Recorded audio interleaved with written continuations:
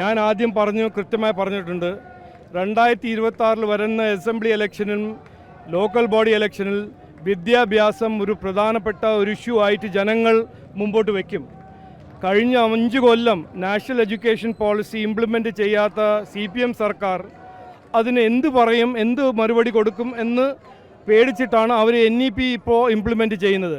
നോക്കൂ, ഈ CPIയും CPMൻ്റെ നാടകവും കോൺഗ്രസും CPMൻ്റെ നാടകവും നമ്മൾ എത്രയോ തവണ കണ്ടതാണ്. അപ്പോൾ അതിനെക്കുറിച്ച് എനിക്ക് കൂടുതൽ പറയാനൊന്നും എനിക്ക് ആഗ്രഹമില്ല, എനിക്ക് പറയാനും ഒന്നുമില്ല. NEP നമ്മുടെ കുട്ടികൾക്ക് നല്ലൊരു പോളിസിയാണ്. കാരണം അവർക്ക് അവരുടെ ഭാവിക്കും അവരുടെ അവസരങ്ങൾക്കും ഒരു ഏറ്റവും ഇൻഡിപെൻഡൻറ്റ് ഇന്ത്യയിൽ ഏറ്റവും കൂടുതൽ ഒരു അവസരങ്ങൾ സൃഷ്ടിക്കുന്ന ഒരു നാഷണൽ എഡ്യൂക്കേഷൻ പോളിസിയാണ്. അതിൻ്റെ ഭാഗമായിരുന്നു ഞാൻ മന്ത്രിയാവുന്ന സമയം. അപ്പോൾ എനിക്ക് ആ പോളിസീൻ്റെ ഗുണങ്ങൾ കൃത്യമായി അറിയാം. ഇവർ ചെയ്യുന്ന നാടകവും ഇതിനെക്കുറിച്ച് എനിക്ക് പറയാൻ ഒരു താല്പര്യമില്ല, ആഗ്രഹമില്ല.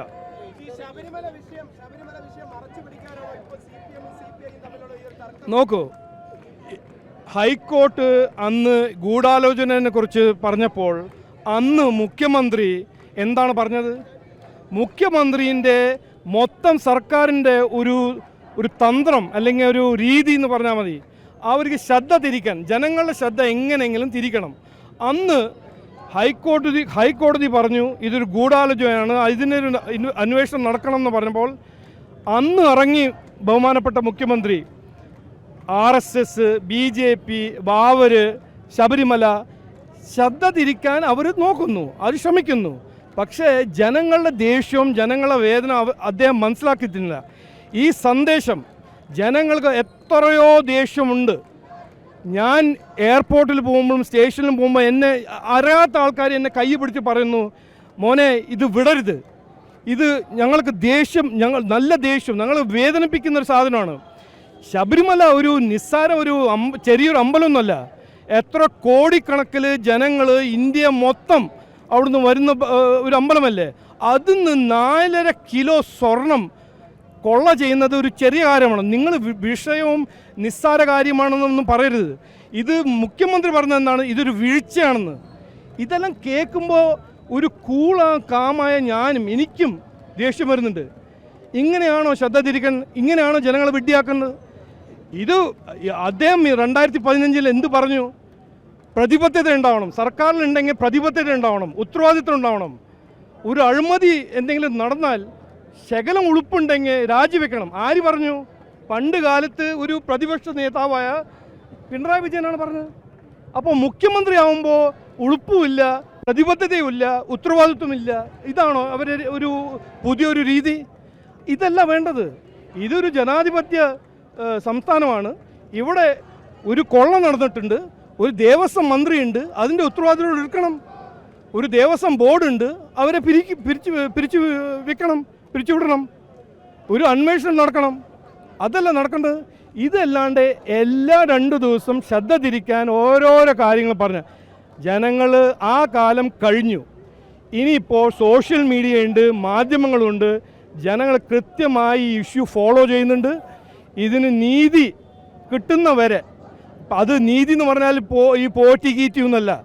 ഇത് എങ്ങനെ നടന്നു, ആരുടെ സഹായം, സർക്കാരിൽ ആരാണ് ഇതിനെ സഹായിച്ചത്, ആരാണ് ഇതിനെ എനേബിൾ ചെയ്തത്, ഇതെല്ലാം കൃത്യമായി അന്വേഷിച്ച് പിടിക്കണം. എനിക്ക് നാഷണൽ എഡ്യൂക്കേഷൻ പോളിസി ഇവിടെ ഇംപ്ലിമെൻറ്റ് ചെയ്താൽ എനിക്ക് വളരെ സന്തോഷം ഉണ്ടാവും. ഞാൻ ആദ്യം പറഞ്ഞിട്ടുണ്ട്, ഇന്നും പറയുന്നു.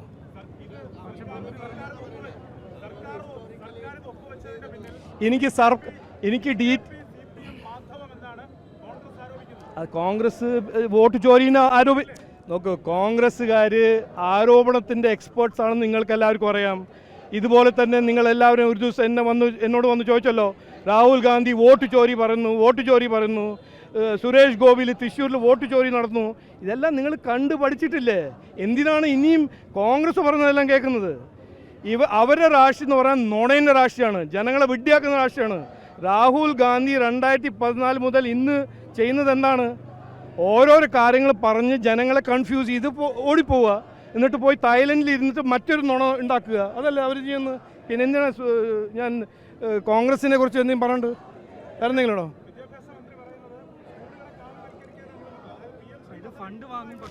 എന്തിനാണെന്ന് നോക്കൂ വിദ്യാഭ്യാസ മന്ത്രി ആദ്യം പറയേണ്ടത് എന്തിനാണ് SDPIൻ്റെ എജൻഡ എടുത്തിട്ട് ക്രിസ്ത്യൻ സ്കൂളിൽ ഹിജാബ് കയറ്റാൻ നോക്കുന്നത്?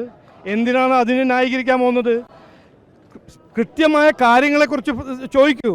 എന്തിനാണ് ഓരോരോ ഫിക്ഷണൽ ഇഷ്യൂസ് എല്ലാം ഒരുത്തി വെക്കുന്നത്? ഇതിൽ കാവിക്കൊടിയോ ഇതിൽ ഒന്നുമില്ലല്ലോ നാഷണൽ എഡ്യൂക്കേഷൻ പോളിസിയിൽ. പറയേണ്ട കാര്യങ്ങളൊന്നും പറയണം. എന്തിനാണ് സ്കൂളുകളെ തന്നെ ഭീഷണിപ്പെടുത്തുന്നത്? ഒരു വിദ്യാഭ്യാസ മന്ത്രിയാണെങ്കിൽ കുട്ടികളെ സഹായിക്കുക, വിദ്യാഭ്യാസ മേഖലയിൽ ലബോറട്ടറീസും ആ മേഖലയിൽ വേറെ നല്ല കാര്യങ്ങൾ ചെയ്യുക. അതൊന്നും ചെയ്യാണ്ട് 75% കേരള ഗവൺമെൻറ് സ്കൂൾസ് എല്ലാം അൺസേഫ് ആണെന്ന് പറഞ്ഞത് ആരാണ്? വിദ്യാഭ്യാസ മന്ത്രി ആ സ്കൂളുകളെല്ലാം നന്നാക്കുന്ന പകരം ഒരു നല്ല സ്കൂളിൻ്റെ മാനേജ്മെൻറ്റിനെ ഭീഷണിപ്പെടുത്തുന്നു. ഇതാണ് CPMൻ്റെ ഒരു രീതിയും CPMൻ്റെ ഭരണം. ഇതിന് മതിയായി, ജനങ്ങൾക്ക് മതി.